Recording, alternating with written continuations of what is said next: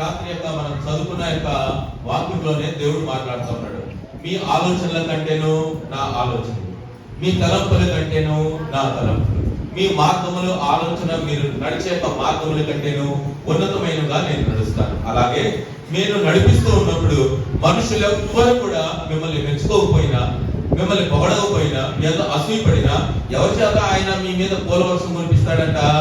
చెట్ల చేత ఆయన పూల వర్షం కురిపిస్తాడంట. బండల చేత ఆయన చప్పట్లు కొట్టడం ప్రారంభిస్తాడంట. Praise the lord. 23వ సంవత్సరంలోనేమో కూతురికి బ్యాంక్ జాబ్ వచ్చింది.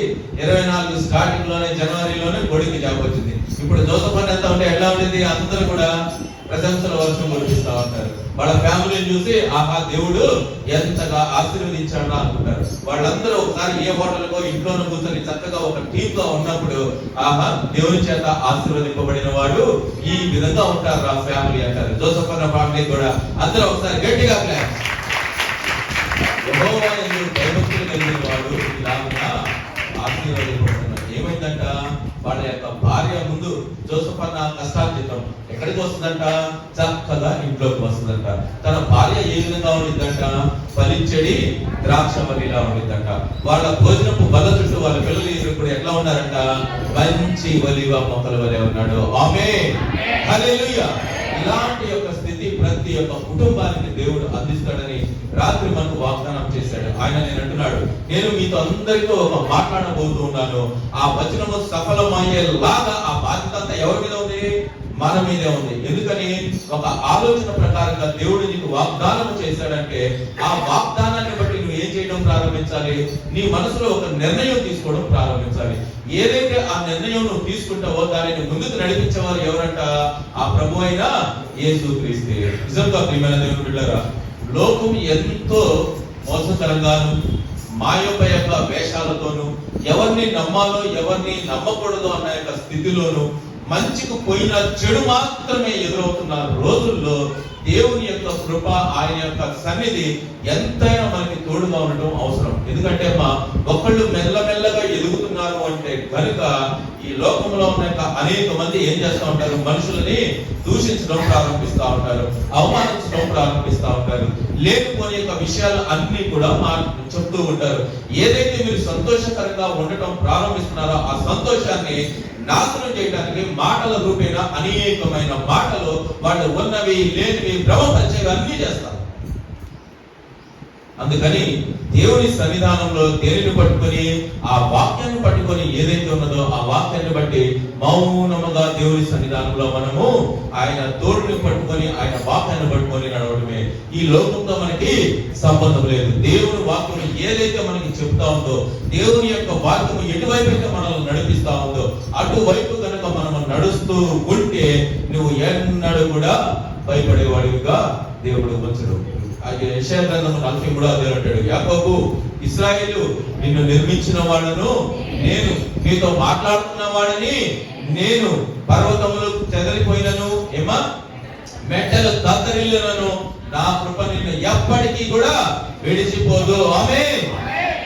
మరి జోసెఫ్ అన్న ఎంతో యొక్క దాంట్లో, ఎంతో యొక్క కష్టంలో, ఎంతో యొక్క మనోవేదంతో ఉన్నప్పుడు దేవుడు చక్కగా ఆలోచించినాడు. జోసెఫ్ అన్న పాట పాడతా బాగా మైమర్చిపోతా ఉంటాడు. ఏ పాట అది? అది అమ్మది, కలవరపడినే ఓటల వైపు. ఈసారి కూడా మన యొక్క వాక్య భాగం ఏదొచ్చిందమ్మా? 121వ దావీదు కీర్తన. ఒక్కసారి మీరందరూ తీసినట్లయితే మనకి యొక్క బేస్మెంట్ ఈ సంవత్సర కాలం అంతా కూడా ఈ వాక్యం మీదనే నడవడం ప్రారంభిస్తా ఉంటాం. ముందుగా ఈ యొక్క అవకాశాన్ని మనకంటూ వాగ్దానాలు రాసిన ముగ్గురికి అవి అప్పగిద్దాం. మొదటి స్వరూప గారు చదువుతారు. అట్లాగే యెషయా గ్రంథంలోని యొక్క వాక్యాలు రాసిన ఝాన్సీ గారు, శైలజ లేదు కదా, జెరూషా, మీ ఇద్దరు రాశారు కాబట్టి జెరూషా అండ్ మీ మమ్మీ వచ్చారా? మీరు ఈ అవకాశాన్ని మొట్టమొదటిగా యొక్క చదివే యొక్క అవకాశాన్ని వాళ్ళకి అందిద్దాం. 121వ తరగతిన మన మధ్య ఉన్న స్వరూప గారు వచ్చి చదువుతారు. కీర్తనల గ్రంథము 121. కొండల తట్టు నా కరులిస్తున్నాను, నాకు సహాయం ఎక్కడి నుండి వచ్చును? యెహోవా వల్లనే నాకు సహాయం కలుగును. ఆయన భూమి ఆకాశములను సృజించిన వాడు, ఆయన నీ పాదములను త్రొట్టిలని చేయడు. నిన్ను కాపాడువాడు కునుకడు. ఇశ్రాయేలును కాపాడువాడు కునుకడు, నిద్రపోడు. యెహోవాయే నిన్ను కాపాడువాడు. నీ కుడి ప్రక్కను యెహోవా నీకు నీడగా ఉండును. పగలు ఎండ దెబ్బైనను నీకు తగులదు, రాత్రి వెన్నెల దెబ్బైనను నీకు తగులదు. ఏ అపాయము రాకుండా యెహోవా నిన్ను కాపాడును. ఆయన నీ ప్రాణమును కాపాడును. ఇది మొదలుకొని నిరంతరము నీ రాకపోకలందు యెహోవా నిన్ను కాపాడును. ఆమేన్. గ్రంథము 55వ అధ్యాయం చదువుకుందాం. తప్పి ఉన్న వారలారా నీళ్ళ యొద్దకు రండి, రూకలు లేని వారలారా మీరు వచ్చి కొని భోజనము చేయండి. రండి, రూకలు లేకపోయినను ఏమీయూ నీయకయే ద్రాక్షారసమును పాలను కొనుడి. ఆహారము కాని దాని కొరకు మీరేల రూకలిచ్చెదరు? సంతృష్టి కలుగజేయని దాని కొరకు మీ కష్టార్జితమును ఎందుకు వ్యయపరచెదరు? నా మాట జాగ్రత్తగా ఆలకించి మంచి పదార్థమును భుజించుడి. మీ ప్రాణము సారమైన దాని యందు సుఖింపనీయుడి. చెవియొక్కి నా యొద్దకు రండి, మీరు వినిన ఎడల మీరు బ్రతుకుదురు.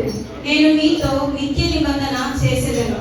దావీదునకు చూపిన శాశ్వత కృపను మీకు చూపుదును. ఇదిగో జనములకు సాక్షిగా అతని నియమించితిని. జనములకు రాజుగాను అధిపతిగాను అతని నియమించితిని. నీ వెరుగని జనులను నీవు పిలిచెదవు. నిన్నెరుగని జనులు యెహోవా నిన్ను మహిమపరచగా చూచి నీ దేవుడైన యెహోవాను బట్టి, ఇశ్రాయేలు పరిశుద్ధ దేవుని బట్టి నీ యొద్దకు పరుగెత్తి వచ్చెదరు. యెహోవా మీకు దొరుకు కాలమందు ఆయనను వెదకుడి. ఆయన సమీపంలో ఉండగా ఆయనను వేడుకొనడి. భక్తిహీనులు తమ మార్గమును విడవవలెను, దుష్టులు తమ తలంపులను మానవలెను. వారు యెహోవా వైపు తిరిగినెడల ఆయన వారి యందు జాలిపడును. వారు మన దేవుని వైపు తిరిగిన ఎడల ఆయన బహుగా క్షమించును. ఆమేన్. 55 వచనం నుంచి భక్తిహీనులు తమ మార్గమును విడవవలెను, దుష్టులు తమ తలంపులను మానవలెను. వారు యెహోవా వైపు తిరిగిన ఎడల ఆయన వారి యందు జాలిపడును. వారు మన దేవుని వైపు తిరిగిన ఎడల ఆయన బహుగా క్షమించును. నా తలంపులు మీ తలంపుల వంటివి కావు, మీ త్రోవలు నా త్రోవల వంటివి కావు. ఇదే యెహోవా వాక్కు. ఆకాశములు భూమికి పైన ఎంత ఎత్తుగా ఉన్నవో మీ మార్గముల కంటే నా మార్గములు, మీ తలంపుల కంటే నా తలంపులు అంత ఎత్తుగా ఉన్నవి. వర్షములు హిమములు ఆకాశం నుండి వచ్చి అక్కడికి ఏలాగు మరలక భూమిని తడిపి విత్తువానికి విత్తనమును భుజించువానికి ఆహారమును కలుగుటకై అది చిగిర్చి వర్ధిల్లునట్లు చేయును, అలాగే నా నోట నుండి వచ్చు వచనములు ఉండును. నిష్ఫలముగా నా యొద్దకు మరలక అది నాకు అనుకూలమైన దాన్ని నెరవేర్చును. నేను పంపిన కార్యమును సఫలము చేయును. మీరు సంతోషముగా బయలు వెళ్ళుదురు, సమాధానము పొంది తోడుకుని పోబడుదురు. మీ ఎదుట పర్వతములను మెట్టలను సంగీతనాదము చేయును. పొలములోని చెట్లన్నీ చప్పట్లు కొట్టును. ముళ్ళ చెట్లకు బదులుగా దేవదాయ వృక్షములు మొలుచును.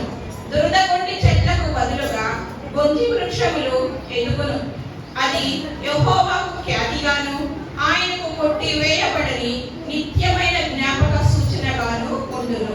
ఆమేన్. ఎంత పదునైనదో దాని యొక్క సపోర్ట్ వాక్యమైన యెషయా గ్రంథం 55వ అధ్యాయాన్ని మనం చదివితే దాని ప్రకారంగా దేవుడు మనల్ని ఏ విధమైన యొక్క స్థితిలో ఉంచుతాడు అనే దానిని బట్టి మంచి యొక్క ఆదరణకరంగా ఉండటానికి ప్రతిరోజు మనకు ధైర్యం కలిగించడానికి యెషయా గ్రంథము 55వ అధ్యాయాన్ని చదువుతూ ఉన్నప్పుడు పరదేశు ప్రార్థనా మందిరానికి అనగా చక్కని యొక్క మంచి యొక్క వాగ్దానాన్ని దేవుడు 9వ వచనం రూపంలోను 10, 11, 12 యొక్క వచనం రూపంలోను దేవుడు మనకి అనుగ్రహించున్నాడు. అది ఏంటి అంటే యెషయా గ్రంథము 55వ అధ్యాయము 9వ వచనము చదువుకునే ముందుగా కీర్తనల గ్రంథం 121వ అధ్యాయాన్ని నేను చదువుతాను. కొండల తట్టు నా కన్నులెత్తుచున్నాను, నాకు సహాయము ఎక్కడ నుండి వచ్చును? యెహోవా వలననే నాకు సహాయం కలుగును. ఆయన భూమి ఆకాశములను సృజించినవాడు. ఆయన నీ పాదము తొట్రలు నీయడు. నిన్ను కాపాడువాడు కునుకడు. ఇశ్రాయేలీయులను కాపాడువాడు కునుకడు, నిద్రపోడు. యెహోవాయే నిన్ను కాపాడును. నీ కుడి ప్రక్కను యెహోవా నీకు నీడగా ఉంటుంది.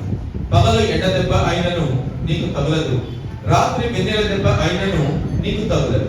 ఏ అపాయము రాకుండా యెహోవా నిన్ను కాపాడును, ఆయన నీ ప్రాణమును కాపాడు. ఇది మొదలుకొని నిరంతరము నీ రాకపోకల యందు యెహోవా నిన్ను కాపాడును. ఆమేన్. ప్రతిసారి ప్రతిరోజు నిద్ర లేచిన వెంటనే ఈ వాక్యము చదువుకొని ఏ పనినైనా మీరు ప్రారంభించండి. ఈ సంవత్సర కాలం అంతా కూడా ఎవరు కూడా ఎప్పుడు కూడా మిస్ కాకుండా, ఎందుకంటే నేను నిన్నే మీకు జ్ఞాపకం చేశాను. ఆ పిల్లవాడు చెప్పిన యొక్క వచనాలు అంతా 2 నిమిషాల్లో అన్ని వచనాలు కవర్ చేసి చదువుకొని చూడమని చెప్పగలిగినప్పుడు, చూసి 2 నిమిషాల పాటు మనం దేవుని బైబిల్ చదవలేకున్న స్థితిలో ఉంటున్నాము అంటే ఎంతగా అపవాది క్రియలు, అపవాది యొక్క సన్నిధి మీకు తోడుగా ఉంటుందో మీరు ఆలోచించుకోండి. నీ వాక్యము నా పాదములకు దీపమును, నా త్రోవలకు వెలుగై ఉన్నది అని దావీదు మహారాజు చెప్పిన రీతిగా మరలా ఒకసారి దేవుడు తన యొక్క సజీవుల లెక్కలలో మనందరినీ ఉంచిన దానిని బట్టి మనము దేవునికి కృతజ్ఞతాస్తుతులు చెల్లించే యొక్క సమయాన్ని మనము దయచేసి ఒక్క 5 నిమిషాల అన్న ప్రభు అయిన యేసుక్రీస్తు సన్నిధికి మీరు ఈ యొక్క వాక్యంతో మీరు ప్రారంభించండి. బైబిల్లో ఏదైనా వాక్యమే కదా, ఎక్కడైనా మీరు చదువుతాం అనే యొక్క భావన తీసివేసి ముందుగా ఏదైనా సరే మీరు ప్రారంభించాలి అనుకుంటున్నప్పుడు 121వ దావీదు కీర్తన చదివిన తర్వాత దేవుడు సంఘానికి ఇచ్చిన యొక్క వాగ్దానాన్ని అనగా యెషయా గ్రంథము 55వ అధ్యాయంలో మీకు నచ్చిన యొక్క వాక్య భాగం ఏదైనా సరే ఒకటి చదవండి. అయితే ఖచ్చితంగా మీరు చదవలసిన యొక్క వచనాలు 9వ వచనము, 10వ వచనము, 11వ వచనము, 12వ వచనం. ఆ యొక్క సంఘమునకు దేవుడు అందించిన యొక్క వాగ్దానం ఏంటో నేను చదువుతాను, మీరు చూడండి. యెషయా గ్రంథము 55వ అధ్యాయము 9వ వచనమును చూడండి. ఆకాశములు భూమి పైన ఎంత ఎత్తుగా ఉన్నవో మీ మార్గముల కంటే నా మార్గములు, మీ తలంపుల కంటే నా తలంపులు అంత ఎత్తుగా ఉన్నవి. వర్షమును హిమమును ఆకాశము నుండి వచ్చి అక్కడకు ఎలాగూ మరలక భూమిని తడిపి విత్తిన వారికి విత్తనమును, భుజించు వారికి ఆహారమును కలుగుటకై అది చిగిర్చి వర్ధిల్ల చేయును, అలాగే నా నోట నుండి వచ్చు వచనమును ఉండును. నిష్ఫలముగా నా యుద్ధకు మరలక అది నాకు అనుకూలమైన దాన్ని నెరవేర్చు. నేను పంపిన యొక్క కార్యమును సఫలము చేయు. మీరు సంతోషముగా బయలువెళ్ళుదురు, సమాధానము పొంది తోడ్కొని పోబడుదురు. మీ ఎదుట పర్వతములను మెట్టలను సంగీత నాదము చేయును, పొలములోని చెట్లన్నీ కూడా చప్పట్లు కొట్టును. ఆమేన్. ప్రియమైన దేవుని బిడ్డలారా, దేవుని యొక్క వాక్యము సెలవిస్తా ఉన్నది, ఆకాశములు భూమి పైన ఎంత ఎత్తుగా ఉన్నవో మీ మార్గముల కంటే నా మార్గములను, మీ తలంపుల కంటే నా తలంపులను అంత యొక్క గొప్పగాను ఎత్తుగాను ఉన్నాయి అని చెప్పేసి దేవుని యొక్క వాక్యము సెలవిస్తాము. ప్రతిసారి సమయములు, కాలములు మన యొక్క స్వాధీనములో లేవు కనుక ఎప్పుడు ఎక్కడ ఎలాంటి పరిస్థితులు వస్తాయో మనం ఎప్పుడు కూడా ఊహించలేము. కనుక అపవాది ఎవరిని మృంగుదునా అని చెప్పేసి తన ద్వారములకుండా కిటికీలకుండా ఎవరెవరిని కూల్చాలా అని చెప్పేసి వాడు చూస్తూ ఉన్నప్పుడు దేవుని యొక్క వాక్యానుసారమైన బ్రతుకు జీవనము మనకి ఎంతైనా అవసరమై ఉన్నది. అందుకని దేవుని సన్నిధానంలో ప్రతి ఒక్కరు కూడా ప్రతిసారి ఏదో ఒక ఆలోచన చేస్తా ఉంటారు. ఎన్నిసార్లు మనకు కాలము కొన్ని యొక్క ఆలోచనల్ని, కొన్ని యొక్క పనుల్ని మనల్ని కృంగదీసి, మనల్ని భయపెట్టి, మనల్ని వెంటాడి, మనల్ని ఎంతవరకు కిందకు తీసుకెళ్లదో అంతవరకు చీకటిలోకి తీసుకువెళ్ళినప్పటికీ కూడా ఒక రోజు అంటూ నాకు వస్తుంది అని చెప్పేసి మనందరం కూడా ఒక నిర్ణయం తీసుకుంటా ఉంటాం. గత కాలంలో యొక్క జరిగిన దానిని బట్టి, గత కాలంలో జరిగిన యొక్క పరిస్థితులను బట్టి ఏవి కూడా చెడ్డవి ఏవి కూడా మనకి రిపీట్ కాకుండా దేవుని యొక్క సన్నిధానంలో ఉన్నతమైన స్థితిలో మనమును మన కుటుంబము నిలబడాలని ప్రతిసారి ఆలోచన చేస్తా ఉంటాం. అయితే ఒక సరైన నిర్ణయం మనందరూ తీసుకునేది ఎప్పుడు అంటే గడిచిన కాలాన్ని అంతా మరిచి వారి కాలాన్ని నూతన పరచండి, రాబో సంవత్సర కాలంలో నాకు మేలు చేయండి అని చెప్పేసి మరలా నూతన యొక్క స్వభావంతో కొత్త యొక్క ఆశలతో ఈ యొక్క న్యూ ఇయర్ ని మనమందరం కూడా ప్రారంభించుకుంటూ ఉంటాం. ఏమని? కొన్ని నిర్ణయాలు తీసుకుంటా ఉంటాం. ఏదైనా సరే, ఎప్పుడైనా సరే, ఇక నుండి అనగా ఈ 2000 గడిచిన కాలం అంతయు కూడా ఏదైనా కానీ ఈ 2024 సంవత్సరంలో నేను ఇది చేస్తాను, ఇది చేయాలి, నాకు ఈ కార్యము కావాలి, నా పట్ల ఇది జరగాలి, నా బిడ్డల పక్షాన ఇది నిలబడాలి, నాకు మంచి ఆరోగ్యము కలగాలి, నా కుటుంబానికి క్షేమము కలగాలి, నా బిడ్డలు ఉన్నతమైన స్థితిలో ఉండాలి, మా ఇంట మంచి యొక్క ఆశీర్వాదకరంగా నూతన గృహాన్ని నిర్మించుకోవాలి. అట్లా ఏ రకమైన ఆలోచన అయినా సరే అభివృద్ధిని కలుగు చేసేది, చక్కగా నీకు మనశ్శాంతిని ఇచ్చేది, కుటుంబంలో శాంతి సమాధానము కలిగజేసేది ఏదైతే ఉన్నదో ఆ యొక్క నిర్ణయాన్ని ఈ యొక్క సంవత్సర కాలంలో మనం తీసుకుంటాం. ఏమని? ఆలోచన కలుగు చేసుకునేది నీవే, కానీ దానిని ముందుకు నడిపించేది మాత్రము ఆ దేవుడే. కాబట్టి ప్రతి ఒక్కరు కూడా ఒక మారు మనస్సు కలిగి, ఒక రిపెంటెన్స్ కలిగి మనందరం ఏం చేస్తామంటే ఈ సంవత్సర కాలంలో ఏదైనా ఇది జరగాలి అని ఒక నిర్ణయాన్ని తీసుకునే వారిగా ఉంటారు. తీసుకున్నారమ్మా? నాకు ఈ సంవత్సరం ఇది జరగాలి, నేను ఈ సంవత్సరం ఈ విధంగా ఉండాలి, ఈ సంవత్సరం ఆ విధంగా ఉండాలి, ఇది ఇట్లా జరగాలి అని ఏదైనా ఒక నిర్ణయం తీసుకున్నారా? ఆ నిర్ణయం తీసుకున్నట్టయితే పరిశుద్ధాత్మ దేవుడు మాట్లాడుతున్నాడు. ఇక్కడ 11వ యొక్క వచనములో 10వ వచనములో భుజించిన వారికి ఆహారము కలుగుటకై అది చిగురించి ఎట్లా వర్ధిల్ల చేయునో అలాగే నా నోట నుండి వచ్చే యొక్క వచనము ఉండదు. ఆయన నోట నుండి యొక్క వచ్చే యొక్క వచనం ఎట్లా ఉండేది అంట? ఆకాశము నుంచి వర్షమును, ఆకాశము నుంచి హిమమును, మంచు ఏ విధంగా భూమి మీదకు వచ్చి ఇలా వస్తూ ఉన్నప్పుడు దేవుడిని పంపితే కదా అని మరలా తిరిగి అవి పైకి వెళ్ళిపోకుండా ఏం చేస్తున్నాయి అంట? ఆయన పంపిన యొక్క కార్యాన్ని అవి సఫలపరుస్తున్నాయంట. ఎవరికి సఫలపరుస్తున్నాయి? ఈ భూమి మీద ఏదైతే నేల ఉందో దానిని వర్షం ఏం చేస్తా ఉంది? తడుపుతూ ఉంది. అలా తడిపినప్పుడు ఎండిన చనిపోయిన యొక్క విత్తనాలు అన్ని కూడా ఏం చేస్తా ఉన్నాయి? ఆ జీవ జలముల దాటికి ఆ చనిపోయిన విత్తనములు, ఎండిన యొక్క విత్తనములు ఏం చేస్తా ఉన్నాయి? గొప్పగా మెల్లగా చిగురించడం ప్రారంభిస్తా ఉన్నాయి. ఆ చిగురికి పెద్ద వర్షం వస్తే అవి పాడైపోతాయి. కాబట్టి చల్లని యొక్క హిమముల తేమను ఆయన ఏం చేస్తా ఉన్నాడు? ఈ వాతావరణంలో ఉంచినప్పుడు అవి లేత మొక్కలకి ఏం చేస్తా ఉన్నాయి? ఆ హిమము లేదా లేత యొక్క వర్షము, ఆ చల్లని యొక్క జల్లు ఏం చేస్తా ఉంది? చిన్ని చిన్ని మొక్కలని కాపాడుతూ ఉంది. దేవుడు చెప్తా ఉన్నాడు, ఆకాశం నుంచి నేను ఎండిపోయిన ఈ నేలను ఏ విధంగా నేను వర్షంతో తడుపుతూ ఉన్నానో, ఆ వర్షానికి చిగురించిన యొక్క చిన్ని మొక్కలను నేను ఏ విధంగా ఆ మంచుతో తడిపి వాటిని అభివృద్ధి పరుస్తూ ఫలించే విధంగా ఏమి నడుపుతూ ఉన్నాను. అయితే ఆ యొక్క కావలిగా ఉంచిన యొక్క వానికి అవి ఏమందిస్తా ఉన్నాయంట? మంచి యొక్క ఆహారాన్ని. దేనికోసం? ఆయనను భుజించడానికి. ఆ యొక్క ఆహారాన్ని భుజించడానికి అవి ఏ విధంగా ఉంటా ఉన్నాయో నా నోటి నుండి వచ్చే ఒక మాట కూడా అంత శ్రేష్టమైనదిగాను, నిన్ను అంత తృప్తిపరిచేదిగాను ఉంటుంది. నా దగ్గరకు వచ్చి వెళ్ళేవాడు ఎవడు కూడా నిష్ప్రయోజకుడు కాకూడదు. ఆమేన్. జస్ట్ సే ఆమేన్. ఆమేన్. నా దగ్గర నుంచి వచ్చిన యొక్క మాట మీ దగ్గర నిష్ఫలము అనేది కాకూడదు. అది దేవుని యొక్క ఉద్దేశం. ఆయన దేవునితో పోలుస్తున్నాడు. ఆకాశం నుంచి వర్షము, మంచు వచ్చి భూమిని ఎంత సారవంతంగా చేస్తుందో నా నోటి నుంచి వస్తున్న యొక్క మాట మీ పట్ల కూడా అంతే సారమైనదిగా ఉండాలి అని దేవుని యొక్క ఉద్దేశం. ప్రతి సంవత్సరము దేవుని యొక్క వచనము, మాట మనకి వాగ్దాన రూపంలో వస్తూ ఉన్నది. ఆ వాగ్దాన రూపం ఎప్పుడు కూడా నిష్ప్రయోజనము కాకూడదు. నెరవేరుతున్నాయమ్మా? మీ పట్ల నెరవేరుతా ఉన్నాయా ఆ వాగ్దానాలని? అవి గనక నెరవేరట్లేదు అంటే అది దేవుడు చేసే కార్యం కాదు. ఎవరి తప్పది? ఈ భూమి తప్పు. ఎందుకని?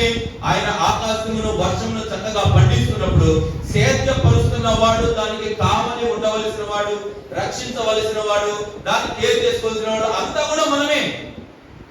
వాక్య వచనాన్ని హృదయంలో మనం నాటుకున్నాము అంటే దాన్ని పెంచి పోషించవలసిన బాధ్యత ఎవరిది? ఎవరిదమ్మది? ఇదే నాదా? ఇదా నాదే? మాట రాదా మీకు? బాధ్యతగా తీసుకోరా? అలవాట్లేదా మీకు? వాక్యము, వాగ్దానము వచ్చిందంటే అది ఎవరిదే? నాదే. ఆ బాధ్యత నీకు ఉండాలి అంతే. దేవుడే చేయాలి, దేవుడే చేయాలి, దేవుడే చేయాలి అని ఆకాశం వైపు కొండల తట్టు చూస్తే ఎవరు చేస్తారు? ఎవరు కూడా చేయరు. వాక్యం అనే విత్తనము నీ హృదయంలో దేవుడు పెట్టినప్పుడు దానికి దేవుడు ఏ విధంగా భూమిలో నాటిన యొక్క మొక్కకి, ఆ విత్తనానికి ఆకాశం నుంచి వర్షాన్ని తేమను పంపాడు, నీ హృదయంలో నాటబడిన యొక్క వచనానికి ఏ వచనం? ప్రతి సంవత్సరం మనకు వాగ్దాన రూపంలో ఏదో ఒక వచనము ఈ విధంగా వస్తా ఉంటుంది. ఇట్లా ఏదో ఒక వాగ్దానం వస్తా ఉంటుంది. ఏ వాగ్దానం వస్తుంది? ఏం చేస్తా ఉన్నాడు అంటే ఇక్కడ చెప్తుంది, ఊరికే చెప్పాము ఇక్కడ, పూర్ణమైన పట్టుదలతో విజ్ఞాపన చేయించు మెలకువగా ఉండుడి, దేవుని యందలి ప్రేమయు క్రీస్తు చూపిన ఓర్పును మీకు కలుగును. ఆమేన్. ఎల్లప్పుడూ పరిపూర్ణమైన పట్టుదలతో విజ్ఞాపన చేయి. విజ్ఞాపన చేయాలి. దేనిని బట్టి నువ్వు విజ్ఞాపన చేయాలి? తండ్రి, ఇదిగో నువ్వు నాకు ఈ సందర్భంగా ఈ సంవత్సర కాలంలో నాకంటూ ఒక వచనాన్ని ఇచ్చావు నాయన. ఈ వచనాన్ని బట్టి నన్ను రూపుదిద్దించు తండ్రి. ఎట్లా ఉండాలి అంట? నువ్వు చేసే యొక్క ప్రార్థన పట్టుదలతో ఉండాలి అంట. ఏంటో దేవుడు ఎప్పుడు ఇస్తాడో, ఏం చేస్తాడో, వెళ్తే వెళ్దాం, లేకపోతే లేదు, అయితే ఇది, కాకపోతే లేదు. ఎక్కడుంది అందులో పట్టుదల?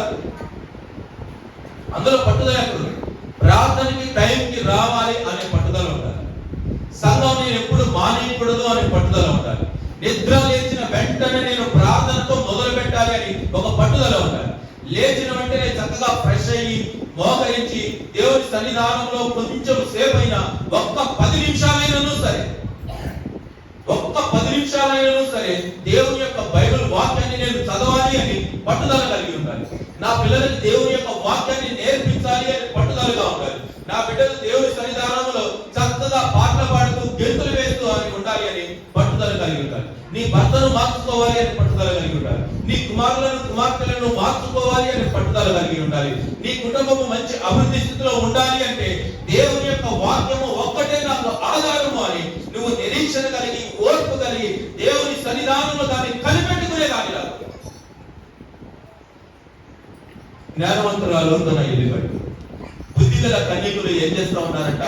తమ దివిటీలు పట్టుకొని ప్రభు అయిన యేసుక్రీస్తు కోసము వాళ్ళందరూ కూడా ఎదురు చూస్తూ ఉన్నారంట. ఎలా ఎదురు చూస్తూ ఉన్నారు?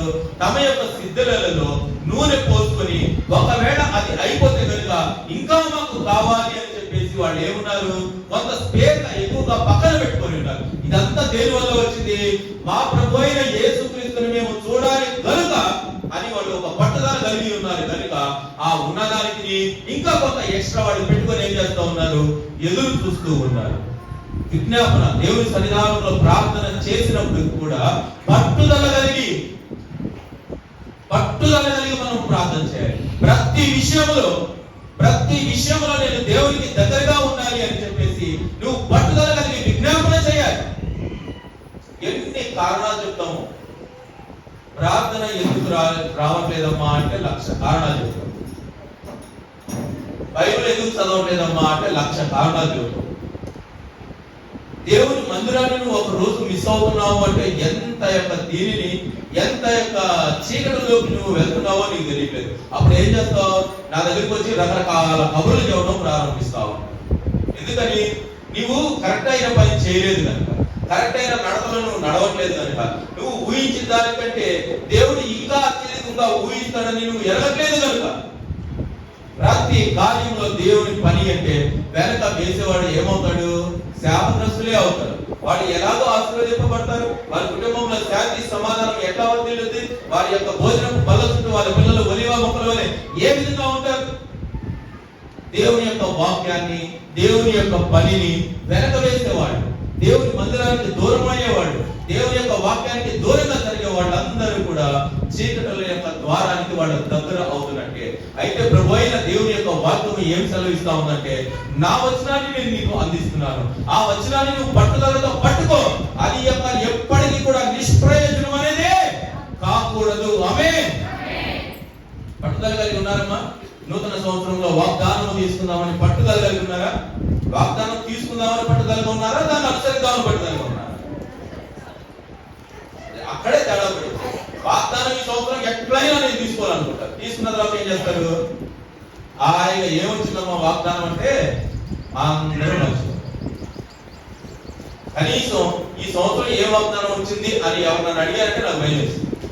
ఎందుకని ఏమొచ్చిందమ్మా ఈ సంవత్సరం వాగ్దానం అంటే, ఉన్నాడు పాస్టర్ గారు ఇప్పుడు నేను బైబిల్ ఎత్తుతాము, అది దొరికేసరికి అరగంట పెట్టింది. ఎక్కడ పెట్టావో నీకే గుర్తు లేకపోతే నీ బుర్రలో ఎక్కడ ఉంటుందని నేను అనుకుంటా. దేవుడు అందించిన యొక్క చిన్న చిట్టి మహా 2 లైన్లు ఉంటాయి. 2 లైన్లు నువ్వు గుర్తు పెట్టుకోలేకపోతున్నావు అంటే నువ్వు ఎట్లా జ్ఞానవంతురాలు అమ్మా? నువ్వు ఎలా జ్ఞానవంతురాలు? ఒక్క చిటి చిన్న యొక్క మొక్కను చదవలేక గుర్తు పెట్టుకోలేక మైండ్, చదువు లేని వాళ్ళు అంటే ఓకే, చదువు లేని వాళ్ళు కొంచెం జ్ఞాపకం లేని వాళ్ళు పెద్దవాళ్ళు అంటే ఓకే. మరి మిగతా వాళ్ళు అందరూ ఒక చిన్న మాట, ఒక 2 లైన్లు, 2 లైన్లది దేవుడు ఒక వచనాన్ని నీతో మాట్లాడితే ఈ సంవత్సరానికి గాను నువ్వు ఏ యొక్క మాట గుర్తు పెట్టుకోలేక నీ వాగ్దానం ఏంటి అమ్మా అంటే అరగంట ఎదుగుతావు బైబిల్ అంటే ఏంటి, అది అసలు ఎక్కడుందో కూడా గుర్తు లేదని అర్థం. ఇక నీ మైండ్ నీ ఎక్కడా అర్థమైపోతుంది. నీ వాగ్దానం అనగానే బైబిల్ ఒకసారి ఎట్లా అంటావు అంటే నువ్వు బైబిల్ కూడా తెరవంట. బైబిల్ తెలిసి నీకు అర్థమైంది కదా ఎక్కడ ఉందో, అసలు బైబిల్లో ఉందో, బ్యాగులో ఉందో, ఇంట్లో పెట్టావో, బీరువాలో పెట్టావో, దేనికన్నా తగలబెడడానికి వాడావో, బెడ్ కింద పెట్టావో, దిండి కింద పెట్టావో, బైబిల్ ఎదుగుతా ఉంటుంది. అది ఉండదు, ఎక్కడ పెట్టావో నీకు గుర్తు లేదంటే. రోజు బైబిల్ చదివేదాన్ని అయితే నీకు అర్థం అవుతుంది. ఎందుకని అది బైబిల్లో లేదు అన్న విషయం నీకు అర్థం అవుతుంది. దేవుడు ఆ మాటనే జ్ఞాపకం చేస్తా ఉంటాడు. నేను ఇచ్చిన యొక్క మాట ఎంత నిష్ప్రయోజనమైనది నీ యొక్క, నేను నీతో మాట్లాడింది, నేను మీతోనే మాట్లాడింది. ఈ సంవత్సరం ఈ వాగ్దానాన్ని ఇచ్చి బలపరుద్దాము, నిన్ను అభివృద్ధి చేద్దాము, నిన్ను గొప్పవాడిగా చేద్దాము, నిన్ను సరిదిద్దుదాము అని చెప్పిన యొక్క నా ఆలోచన ఎంత నిష్ప్రయోజనమైనది. ఆకాశం నుంచి నేను నీళ్లు పంపిస్తున్నానే, ఆకాశం నుంచి నేను మంచును పంపిస్తున్నానే, ఏది కూడా వ్యర్థం చేయలేదు. భూమిని ఫలించి అభివృద్ధి పొందాలి అని నేను ఆ భూమిని దీవించినప్పుడు, అది చక్కని యొక్క వర్షాన్ని కిందకు తీసుకున్నప్పుడు మంచి యొక్క మొక్కల్ని అది పెంచుతూ ఉంది. అయ్యో ఎంత యొక్క మూర్ఖులు నా ప్రజలు, ఎంత నిష్ప్రయోజకులు నా ప్రజలు, నా నోటి నుండి వచ్చిన యొక్క మాటని ఎంత నిష్ప్రయోజనంగా ఈ మనుషులు చేస్తున్నారు, ఎంత వ్యర్థంగా చేస్తున్నారు అని చెప్పేసి ఆయన అంటున్నాడు. ఎందుకని ఒక ఆపద, ఒక యొక్క సమస్య ఏదైనా వచ్చిందంటే కొండల వైపు గుడ్డల వైపు చూస్తున్నారు కానీ నా వైపు చూసి, నా యొక్క వాక్యం వైపు చూసి అది ఆదరణగా చూసుకునే మనుషులు ఎవరు ఉన్నారా అని ఆయన ఆకాశం నుంచి తేరి చూస్తా ఉన్నాడు.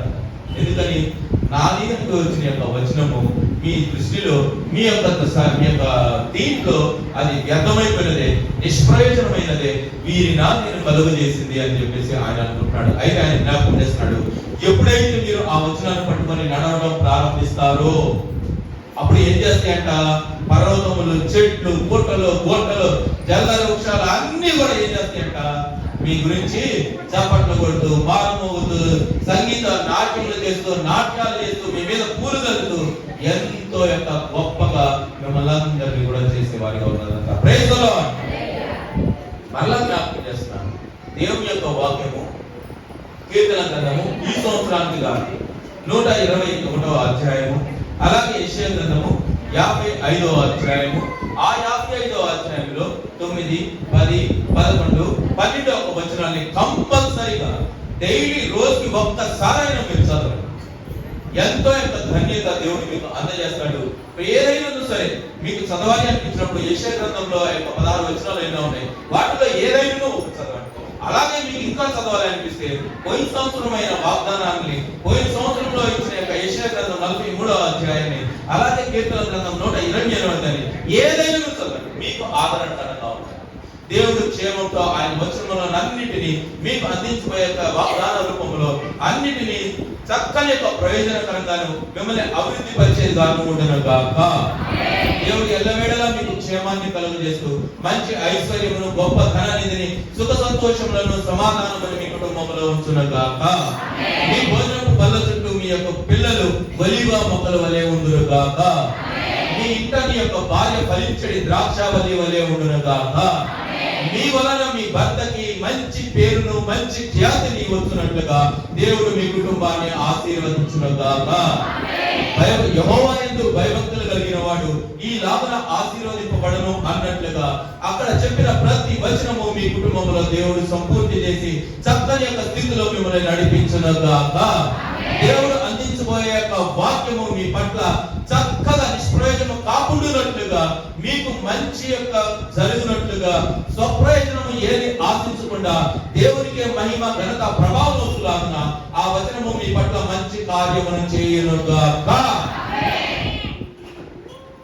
దేవుడు ఈ వాక్యమును దీవించి ఆశీర్వదించి మీ హృదయంలో భద్రపరచాలని, అలాగే దేవుడు అందించబోయాక ఆ వాగ్దానం మీ జీవితంలో మార్చాలని, అలాగే ఆ వాక్యాన్ని అందుకున్నప్పుడు ఆ వచనము మీరు పట్టుదలతో విజ్ఞాపన చేసేవారుగా ఉండాలని కోరుతూ ఉన్నాను. దేవుడు ఎల్లవేళలా మీకు క్షేమాన్ని కలుగజేయునుగాక.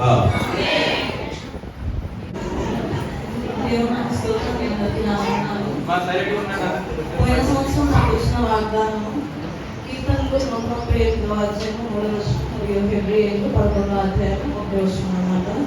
నేను మొరపెట్టిన దినమున నీవు నాకు ఉత్తరం ఇచ్చితివి, నా ప్రాణములో ప్రాణం పుట్టించి నన్ను ధైర్యపరిచితివి. విశ్వాసమున్నది నిరీక్షింపబడు వాటి యొక్క నిజ స్వరూపమునకు రుజువైనది.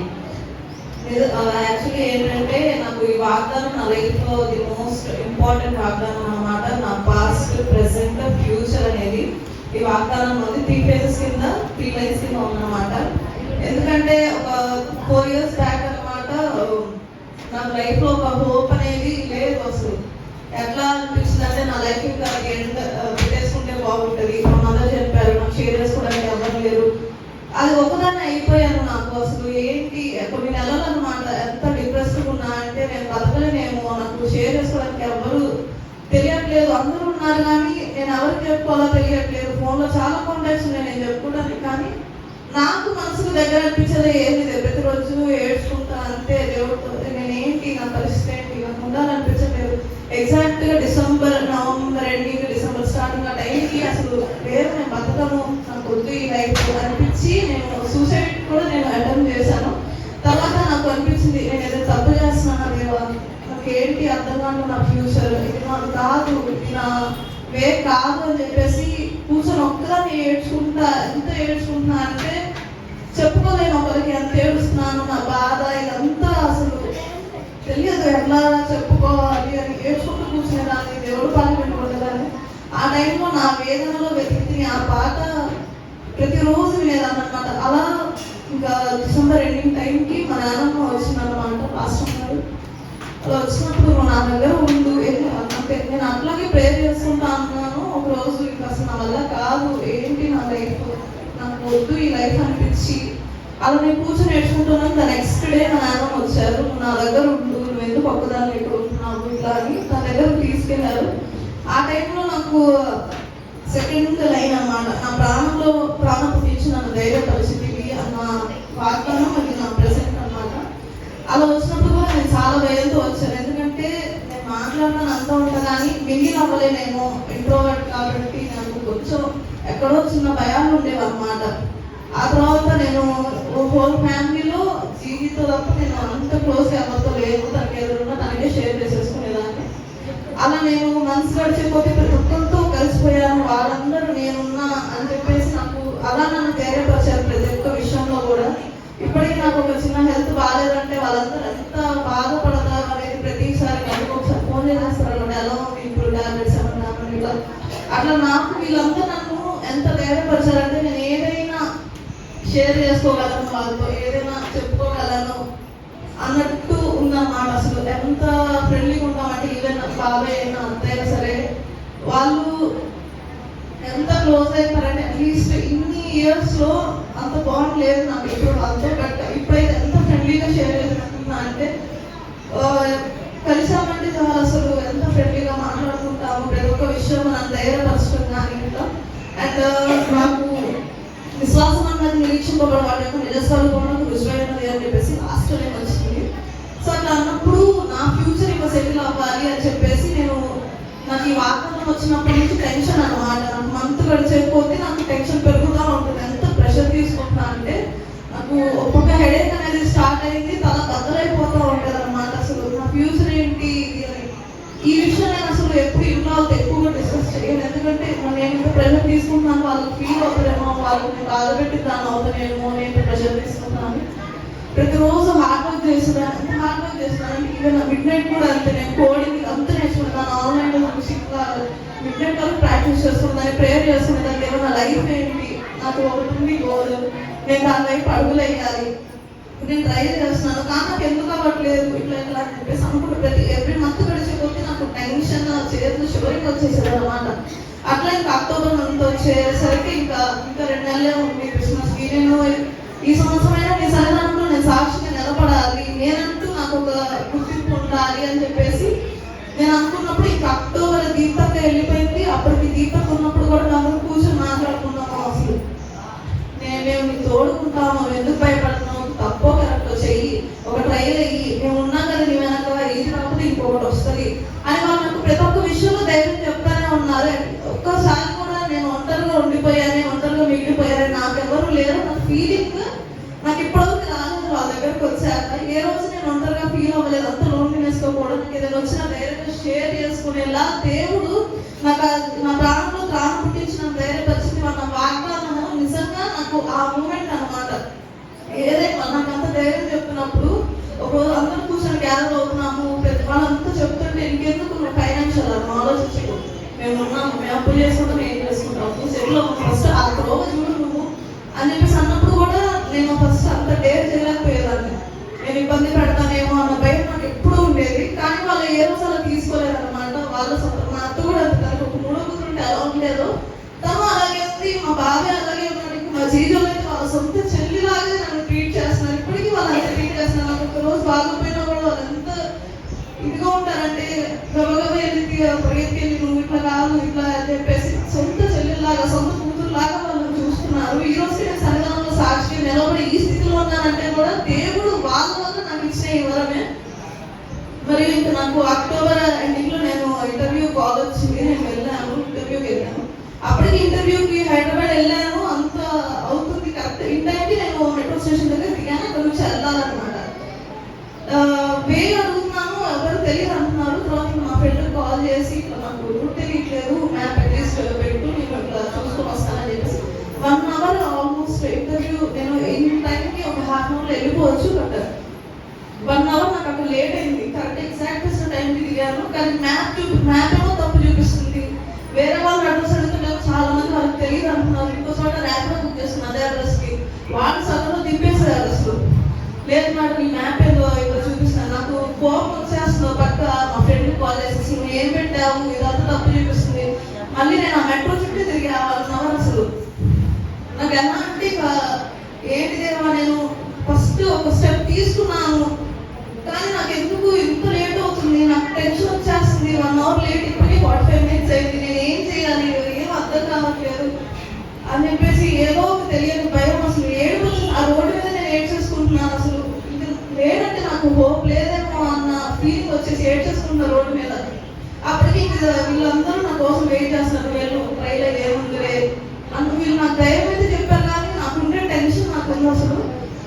అది నేను బయట కూడా పెట్టలేదు అనమాట. ఫస్ట్ టెన్షన్ ఎక్కువ ఉంది అని చెప్పేసి అన్న తర్వాత ఆ రోజు నైట్ దీపకతో మాట్లాడినప్పుడు కూడా ఏముంది వెళ్ళు అంటే నేను ఏదో చెప్పేసాను అనమాట. ఫ్లోలో చెప్పేసినట్టు లేదు, ఇంకా నేను జాబ్ తెచ్చుకున్నాకే కాల్ వస్తుంది నా నుంచి, అలాగే కాల్ చేస్తా అని చెప్పేసి దానికి చెప్పడం అయితే చెప్పా. కానీ నాకు ఆ 1 అవర్ లేట్ అన్నది నాకు ఎంత టెన్షన్ తెప్పించిందంటే నాకు రాదేమో. నేను ఇక్కడ ఇంట్లో చెప్పా కదా దీపకతో కూడా అన్నాను, ఫెయిల్యూర్లో నుంచుంటానేమో అన్న భయం నాకు షివరింగ్ తెచ్చేసిన. రోడ్డు మీద ఏడ్చుకుంటూ ఉన్నాను, దేవా ఏంటి నాకు దారి చూపించట్లా అంటే. మళ్ళీ మా ఫ్రెండ్ వెంటనే కాల్ చేసి నేను వస్తున్నాను, నువ్వు అక్కడే ఉందని చెప్పేసి అక్కడ వెళ్ళి అక్కడ వెయిట్ చేస్తుంటే ఇంటర్వ్యూ అటెండ్ అయ్యాను, వచ్చాను. తర్వాత ఇంకా ఆ ఇంటర్వ్యూ అయిపోయి ఇంకా వెయిట్ చేస్తాను అన్నమాట రిజల్ట్ కోసం. ఇంకా అక్కడే మా ఫ్రెండ్ వాళ్ళతో ఇట్లా మాట్లాడి మళ్ళీ గుంటూరు వెళ్ళాలి, అంత దూరం తనకి వేగం తెలిసి 25 చెప్పేస్తే తను వెళ్తుంది కదా అన్నట్టు మా ఫ్రెండ్తో ఇట్లా మాట్లాడారు. ఇట్లా మాట్లాడగానే వెయిట్ చేశాను. ఆ వెయిట్ చేసినప్పుడు చెప్పాను టెన్షన్లో ఉంది, ఇది నేను అసలు 1 అవర్ లేట్ వచ్చాను, ఇంటర్వ్యూ అయితే అటెండ్ అయ్యా కానీ నాకు టెన్షన్ వచ్చేస్తుంది అని చెప్పేసి ఇంట్లో మాట్లాడుతున్నాము. ఒక ఫ్యూ మినిట్స్ తర్వాత వచ్చి నాకు పిలిచారు. మీరు ఎప్పుడు జాయిన్ అవుతారు అని చెప్పేసి అడిగారు అనమాట. నాకు ఆ మూమెంట్ అసలు నిజంగా చాలా కన్ఫ్యూజ్ అయిపోయాను. అసలు ఏంటి 1 అవర్ లేట్ అయ్యా కదా, అలాగే నిజంగా నా పట్ల కార్యం చేసావు, కానీ నేను సాక్షి నిలబడడానికి నువ్వు నాకు దారి చూపించావు, నీ సన్నిధానంలో నేను సాక్షిగా ఉంటా అంటే అది కేవలం నీ కృపే. ఇప్పుడు నేను ఇంట్లో వాళ్ళకి గర్వంగా చెప్పుకోగలను అని చెప్పేసి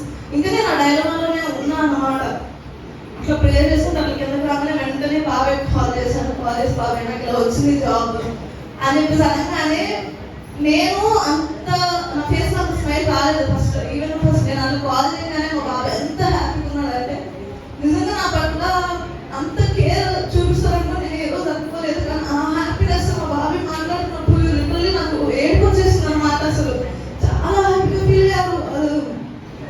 చెప్పుకోలేము అన్నమాట. మా బాబాయ్ ఎంత స్మైల్ చేయలేదు. నిజంగా నేను దగ్గరుండి ఆ ఎక్స్ప్రెషన్ చూస్తే ఎలా ఉంటుందో, ఒక మనిషి మన విషయంలో అంత హార్ట్ఫుల్ గా ఆనందపడుతున్నారని అది నాకు అనిపించింది. ఫెస్ట్ బాగుంటుంది కదా ఫోన్లో. ఈవెన్ నా బట్టి మా ఫ్రెండ్ నాకు విష్ చేయడానికి అంతే వచ్చింది. దాని తర్వాత మా అంతా చేయడం కానీ దీపక కానీ జీజీ కానీ ఈవెన్ దీపక కూడా తను అక్కడ మిడ్ నైట్ 2 అయింది. తన కాల్ కోసం వెయిట్ చేస్తుంది. చేస్తాను కదా నేను వెయిట్ చేస్తున్నాను, నాకు తెలుసు ఇట్లా నువ్వు రీచ్ అయ్యావు అని చెప్పేసి ఇది ఫస్ట్ స్టెప్ అలా అని చెప్పేసి నా విషయంలో చాలా నిజంగా నేను నాకు వచ్చిందన్న దానికన్నా నేను మీతో షేర్ చేసుకున్నప్పుడు వీళ్ళు హ్యాపీగా ఫీల్ అయ్యేదే నాకు నిజంగా చాలా హ్యాపీనెస్ ఇచ్చింది. అప్పుడు కూడా మా ఫ్రెండ్ అని నేను చూసుకునే వాళ్ళు నిజంగా నువ్వు అంటూ ఒక లక్కీయెస్ట్ పర్సన్వి. ఎందుకంటే ఇట్లాంటిగా నేను ఎప్పుడు చూడలేదు. ఎందుకంటే ఒక పేరెంట్స్ చెప్పారు కూడా వాళ్ళ అత్త వాళ్ళు కానీ బాబాయ్ కానీ ఎవరి దగ్గర ఉంటే వాళ్ళు ఇంత కేరింగ్గా చూపిస్తారని అసలు ఎప్పుడు ఎట్లాంటి కేసు ఎట్లా రాలేదు. నువ్వు నిజంగా లక్కీయెస్ట్ పర్సన్. అసలు నీ మీద కేర్ ఇప్పించే వాళ్ళు ఇట్లా ఉన్నారు. You's are the most luckiest person అంటే నువ్వే అని తనకు నన్ను కంగ్రాచులేట్ చేయడం నాకు నిజంగా చాలా ఎంత ఆనందం అనిపించింది అంటే నేను అప్పుడే దేవుడికి చాలా థ్యాంక్ఫుల్గా ఉన్నాను. అసలు దేవుడు నా పట్ల చేసిన కార్యం కానీ నాకు తోడున్న విధానం కానీ నిజంగా దేవుడికి నేను ఏం ఇచ్చినా ఆయన రుణం నేను తీర్చుకోలేను. ఇది అయిపోయింది. అండ్ నెక్స్ట్ నేను సాక్ష్యం చెప్తామని ఇంకా ఫిక్స్ అయ్యి 24th వచ్చాను. నేను సాక్ష్యం చెప్తామని అనుకున్నప్పుడల్లా క్రిస్మస్ టైంకి అట్లా వచ్చాగానే ఏదో బలహీనతగా అనిపించేసింది అన్నమాట. అసలు 24th నాకు అసలు ఓపిక లేదు. ఇంకా అట్లాగే వెళ్ళి చేయలో కూర్చున్నాను. 25th చెప్తాం అనుకున్నా కానీ అసలు నాకు ఓపిక రావట్లేదు. నిన్న అట్లాగే ఉంది. కానీ ఈ రోజు కూడా నేను ఫీవర్తోనే వచ్చాను. అసలు పొద్దు నుంచి నాకు కళ్ళు తిరుగుతున్నాయి, తలంతా బాగా పట్టేసి అసలు నాకు వల్ల కాదేమో, నేను రాలేనేమో అన్న ఫీలింగ్ లో ఉండిపోయాను. అసలు ఇప్పుడు వచ్చే ముందు కూడా అంతే. అసలు నేను పాట పాడతాను అన్న హోప్ కూడా నాకు అనిపించలేదు. అంత వీక్ అయిపోతున్నాను, తల పగిలిపోతుంది, అసలు అంత పెయిన్ వస్తుంది. మరియు నా రాకపోకల్లో దేవుడు తోడై ఉంది నడిపిస్తున్నాను ఆయన వందనాలు. మరి ఇప్పుడు నేను మళ్ళీ ఈవినింగ్ వెళ్తున్నాను.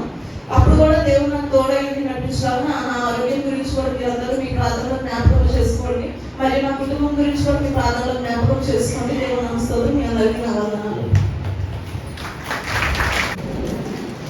దేవుడు నామ స్తోత్రాలు. మీ అందరికీ నా వందనాలు.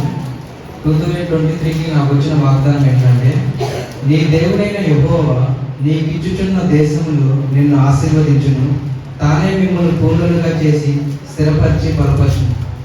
దేవుడు యొక్క నూతన సంవత్సరంలో నాకు 2023లో ఇచ్చిన వాగ్దానం ప్రకారంగా దేవుడు ఈ ఇచ్చిన దేశంలోనే దేవుడు నాకు ఒక ఆశీర్వాదకరమైన ఒక ఉద్యోగం అయితే దేవుడు నాకు ఈరోజు ఇచ్చాడు.